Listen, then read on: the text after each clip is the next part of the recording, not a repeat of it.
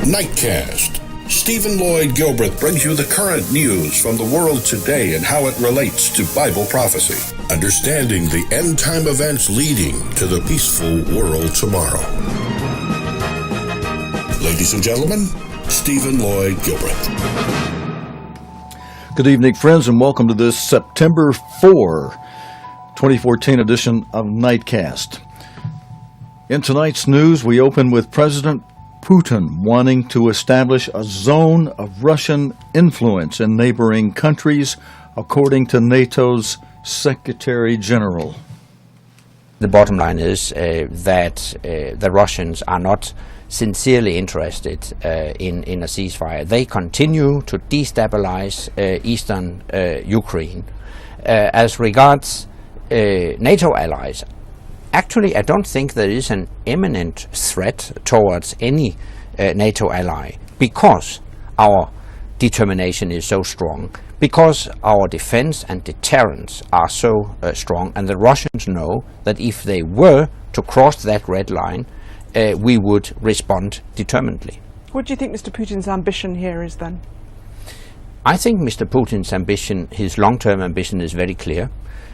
He wants to establish a zone of Russian influence in the near neighborhood in the former Soviet space. He wants to prevent countries in the Russian neighborhood to seek integration with the European Union and NATO. And to that end, he wants protracted frozen conflicts in the neighborhood. That's why they have illegally annexed Crimea. That's why they destabilize eastern Ukraine. That's why we have a protracted conflict in Transnistria in Moldova. And that's why we have protracted and frozen conflicts in Abkhazia and South Ossetia and Georgia. All of this serves the same purpose, to establish a zone of Russian influence in their near neighborhood. Friends, and more related to NATO, NATO has called on Russia to step back from confrontation over eastern Ukraine. Speaking during a summit in Wales, the organization's Secretary General, who you just heard in the previous video also, Anders Fogh Rasmussen, said leaders were sending a strong signal or a strong message that the alliance stood with Ukraine. The topic of Islamic State is also on the agenda, with David Cameron saying that he will not rule out airstrikes against IS, which is holding a British hostage. Nick Robinson has this video report.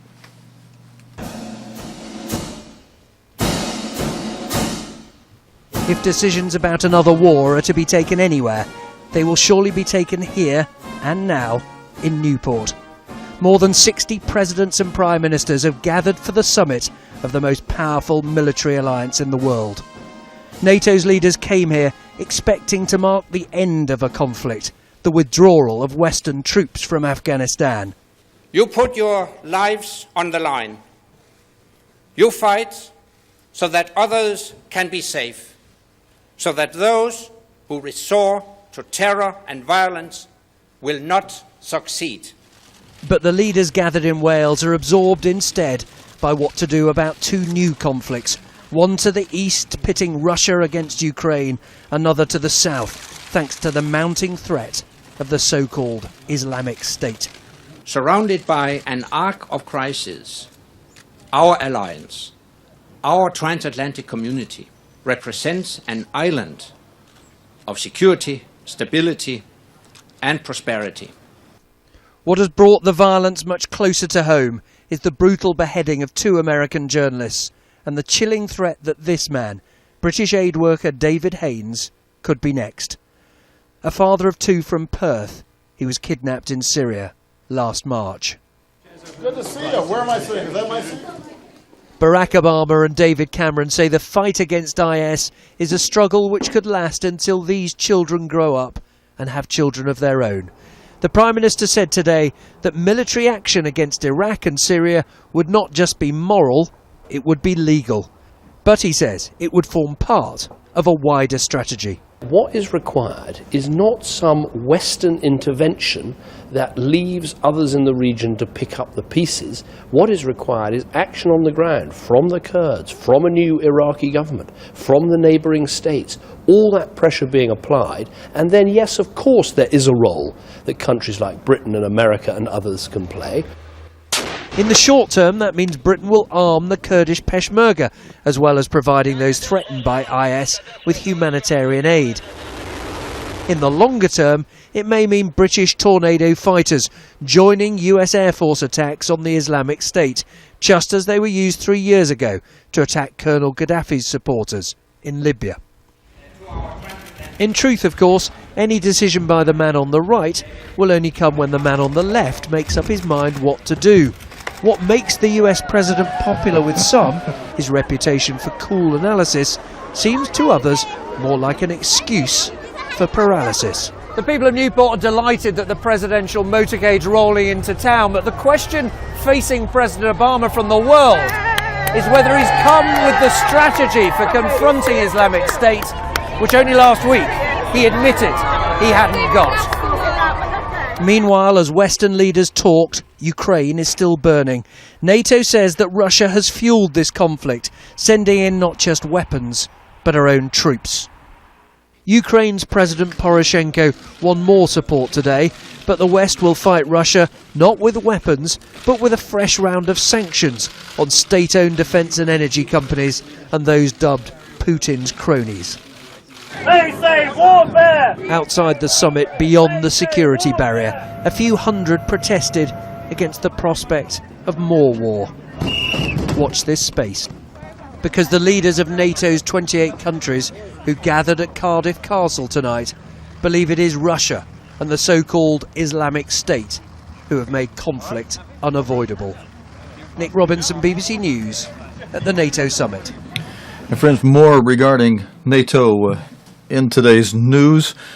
NATO spends $1.7 billion, that's the equivalent of 1 billion British pound sterlings, on drones that they are testing in an intelligence exercise, as Jonathan Beale explains in this video report. It is the latest weapon in a soldier's armoury. Drones or unmanned aerial vehicles give them eyes in the sky. This mini one, the Italian Strix, provides a constant feed of live pictures. As does the Raven, launched by hand. The battles of the future will not be fought with just bombs and bullets, with eyes focused on computer screens as much as down the sight of a rifle. And even those troops are being directed by the drone above. As we look at a digital age where the warfighter realizes both in his civilian life and in his duty life the importance of information technology, he treats the computer as part of his weapon cache that he uses to employ against the enemy. From a remote Norwegian airbase, NATO has been carrying out its biggest test yet of its ability to gather and share intelligence, using spy planes of all shapes and sizes. These the ones we were allowed to see, to the more secret, like satellites and the remotely piloted Global Hawk, able to scan an entire country from 11 miles high in just one journey.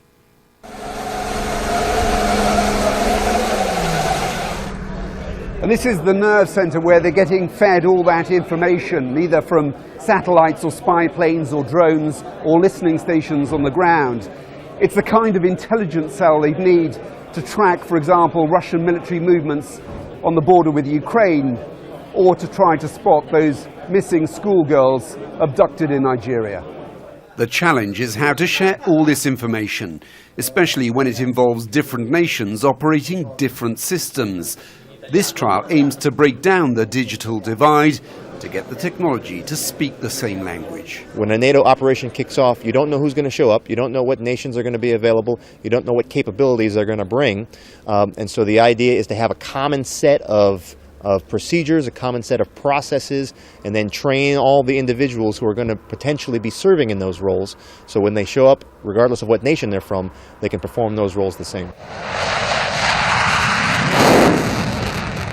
The military believe all this intelligence will make targeting more accurate and limit collateral damage, though ultimately it's still about directing the use of lethal force, whether from land, air or sea. Even in a digital age, they'll still be using bombs and bullets. Jonathan Beale, BBC News, Norway. Okay, and Jonathan Beale has yet another report for us tonight, friends. He goes aboard the aircraft carrier from which the United States is launching airstrikes on the Islamic State IS. This is how America is unleashing its military might against Islamic State fighters from an ever-moving piece of US territory now sailing in the Gulf. Warplanes from the USS George H Bush have been targeting the extremists in northern Iraq. And even though America's been warned of consequences, they're still dropping these bombs. The crew, though, is all too aware that Western hostages are being held and that their citizens have been beheaded. It affects people, obviously, personally, but you can't allow those feelings to affect the way we do our jobs. We basically follow orders and we execute the plan as our leaders see fit. So we try to keep the emotion out of it and make it pretty much matter of fact and do our job the way we're trained to do it. So far, the strikes have been limited, but they're clearly hitting the extremists hard and helping Kurdish forces retake key territory. They're already launching missions round the clock, but they're now awaiting orders to do even more. These American warplanes have already been on bombing runs over northern Iraq, but they may now be about to take on a much more difficult and dangerous mission. And that's targeting the Islamic extremists in Syria itself. If these jets are ordered to attack the extremists in Syria, they'll also have to worry about the regime's advanced air defences. I think the training that we had as a ship and an air wing team will allow us to operate in the environment that we are tasked to operate in. So you wouldn't be worried if you were ordered to go to Syria? Worried might not be a word that I would use. I would say that our training has prepared us well to operate anywhere we're assigned to operate. President Obama says destroying Islamic State won't be quick or easy, and nor can it be done with American air power alone. Jonathan Beale, BBC News, aboard the USS George H. Bush. Okay, thank you, Jonathan Beale, a defense correspondent for the BBC. Friends, our first several stories tonight have related to the red horse that's pictured or depicted in Revelation 6. Let's put our chart on the screen here. It's depicted in Revelation 6 as under the second seal of the red horse, which Jesus Christ described in plain language in Matthew 24, Mark 13, Luke 21. The gospel writers writing up what Jesus Christ said. He described the activities of this horse as war and rumors of war and world war, nation against nation, kingdom against kingdom. Now, our next story will relate to the coming together of the fifth seal. Let's pull that chart back up for a moment. If you count over 5 columns, you see the number 5 just above the words Great Tribulation in that 5th column, the orange background. And this is a time of the coming together of a power that Revelation describes as a beast. And what it will involve will be the crowning of a new emperor, most likely an Assyrian emperor, as many of the last emperors have been for the Holy Roman Empire, who will be coronated in a ceremony in Frankfurt, Germany, which happens to be the home of the ECB, the European Central Bank, about which our next story is going to relate.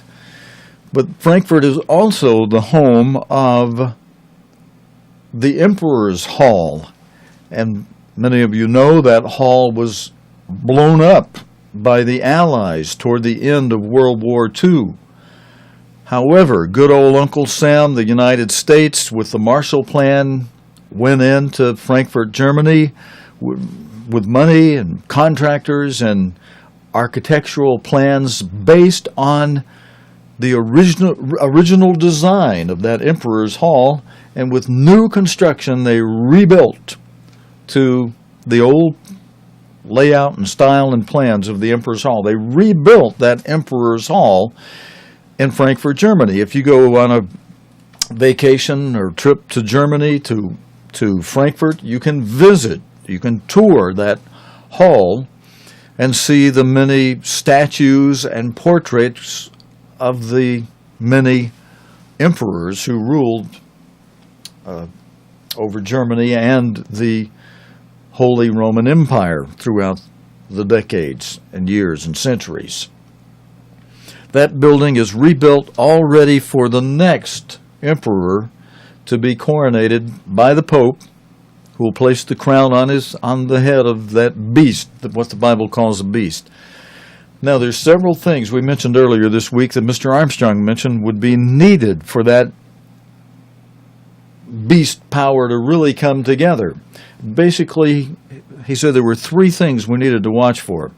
We needed to watch for a political union, which before Mr. Armstrong died, in the 3 or 4 years before he died, Mr. Armstrong got excited because he saw the political unity finally coming into an accelerated pulling it together kind of thing. Although after he died, it tended to lag for over a decade until 1999, toward the end of the German chancellor then, who was really pushing for the euro, finally got the euro to be used in a bookkeeping fashion for a couple of years until the European Central Bank was formed in Frankfurt, and well, that was its headquarters where they did the bookkeeping of doing transactions with the euro by bookkeeping. And then toward the end of 2000, early 2001, they actually printed up the euro and started circulating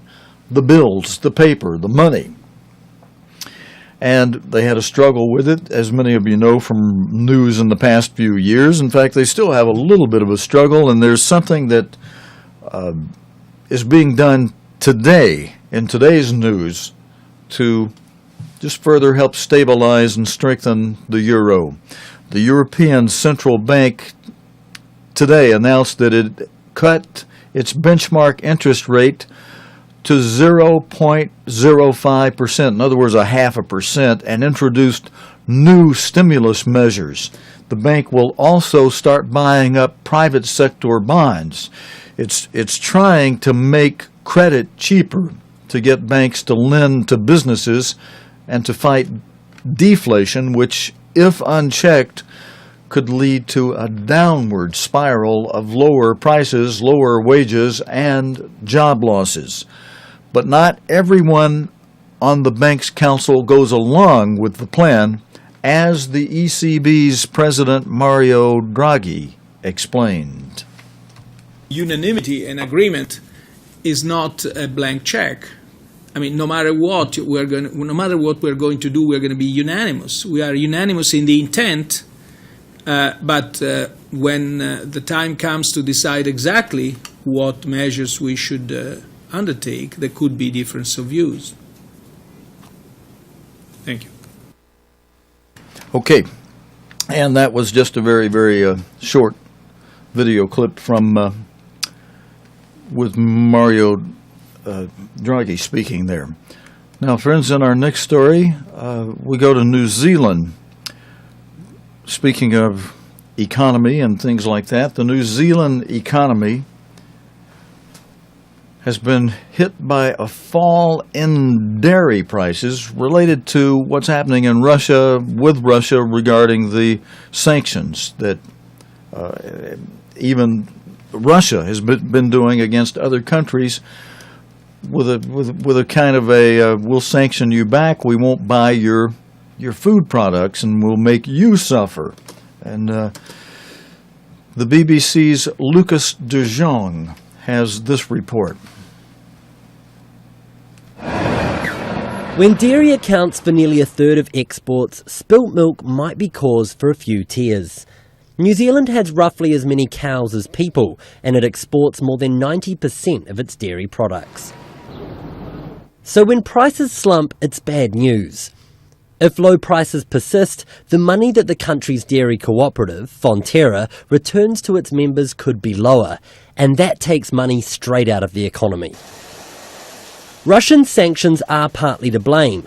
They've begun to affect the global supply, and that's had a knock-on effect even on the far side of the world. In particular, skim milk powder has dropped in price by more than a quarter since sanctions were announced. Even though beef and aluminium prices partially offset the slump in dairy prices, the ANZ Bank's Commodity Price Index fell by 3.3% month-on-month in August. Prices for New Zealand's exports now sit at a 17-month low. And friends, related to other economies and things related to food, the entire Tanzanian coastline off of from one area to Tanga off North Zanzibar is being affected adversely by illegal blast fishing. Salim Kakiki has this video report. The warm waters of the Indian Ocean, a big draw for tourists, but what they don't see is what goes on underneath the surface. This is a coral reef, essential to sea life. Fish need it to breed. They lay their eggs here. It also helps balance the delicate marine ecosystem. And this is what it looks like after blast fishing has taken place. Parts of the reef completely flattened. It costs just $8 to buy enough dynamite for an explosion like this, and it can kill over 400 fish. It's definitely become an epidemic here in Tanzania. On a daily basis, bombs can be heard from the northern part of Tanga right down to Mtwara. They're trying to extract all the fish from it. So the dynamite goes down and it blows up, and it just creates these craters, these holes in the reef. And then the fish are shocked into a state of paralysis, or their swim bladders ruptured. But the problem is, it's very difficult to track down the illegal fishermen. As we found out when we joined a fishing patrol, there's a very secretive and apparently sophisticated network in place, and it's been going on for decades. Blast fishing first came to light in Tanzania in the 1970s. The Navy was brought in the 90s to track down the perpetrators. But with accusations of heavy-handedness, the operation was short-lived. In 2009, a law was brought in carrying a sentence of up to 5 years in prison for anyone caught blast fishing. Although the law states clearly the penalties, but these are not strictly used by the magistrates, and this has affected really the fighting against dynamite in Tanzania. But there's also a human cost. This man lost parts of his hands in an explosion. I was holding the dynamite in my hand and I was trying to light it up. It failed twice and then it just exploded. I lost both palms of my hands. Blast fishing distorts the market. Fishermen who abide by the rules say they have to work for much longer on the water to catch the same number of fish. This is the Dar es Salaam fish market. Every morning, fishermen bring in their catch to hundreds of waiting customers. The demand is huge, the supply not quite, and that makes it almost impossible to tell or even ask the methods of fishing that were used out in the sea. Blast fishing may bring quick and instant returns, but the damage it causes lasts for a very long time and affects not only the fishing industry, but also the environment and tourism. Salim Kikeke, BBC News, Dar es Salaam.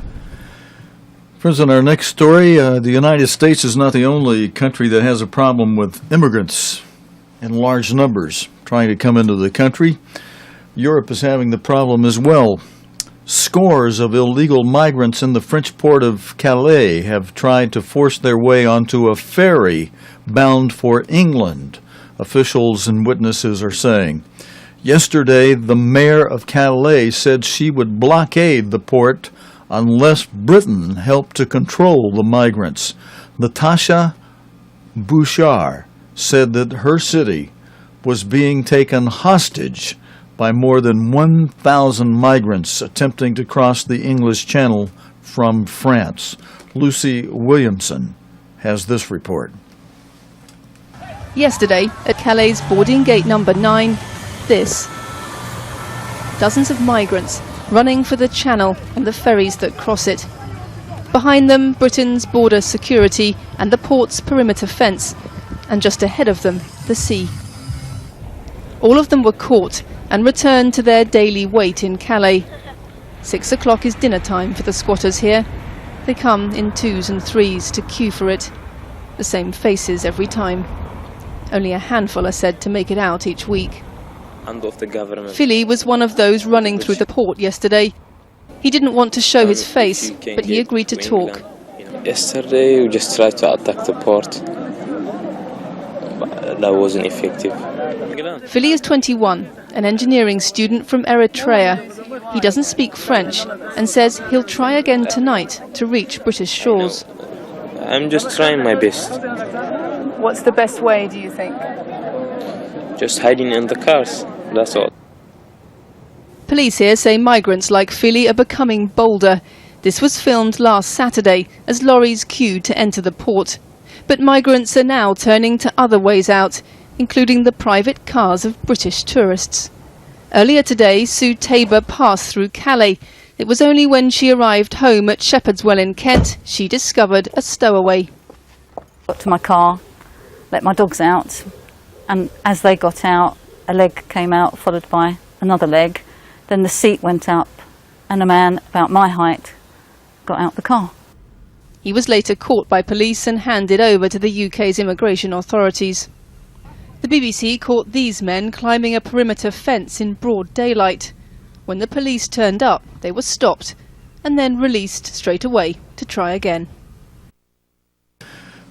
Friends, there's more on that, but we're going to come on out of that. I want to tell you about something that's happened in California that it's not exactly because of an abundance of rain and water in the state, which is suffering a grave drought problem, but it's because of a water main that burst, causing flooding in a San Diego neighborhood. The local water supply was disrupted, but no structural damage has been reported, and some residents took the opportunity to enjoy the water. A water main has burst in California and it has flooded a neighborhood of San Diego. The road ruptured under the force, disrupting water supplies to a local hospital. Not surprisingly, as you can see, the flooding reached the edge of driveways and buildings. No structural damage so far reported. Some people did take advantage of their waterlogged streets, again, as you can see, taking to waterbeds and bodyboards. Okay, it's nice to see something a little bit happy in the news, or where people make the best out of a situation that not good news. To you this week, how France has decided not to sell helicopters to Russia. They also are holding back the deal they had on selling them a big warship. The decision to suspend delivery of a Mistral naval assault ship to Russia risk costing France at least €1 billion. That'd be the equivalent of £800 million, officials say. French President François Hollande said Russia's actions in eastern Ukraine meant conditions were not right for delivery of the helicopter carrier. Okay, it wasn't just helicopters, it's a whole helicopter carrier, this warship. Hollande later said a ceasefire and a political settlement should be in place before the deal could go ahead. Never go ahead. For tonight, friends, on this December 4, we're off Friday and Saturday night, so God willing and the creek don't rise, we'll be back again Sunday night with the current news related to the Bible and prophecy here on Nightcast. Until next time, your host Stephen Lloyd Gilbreth saying, good night, friends.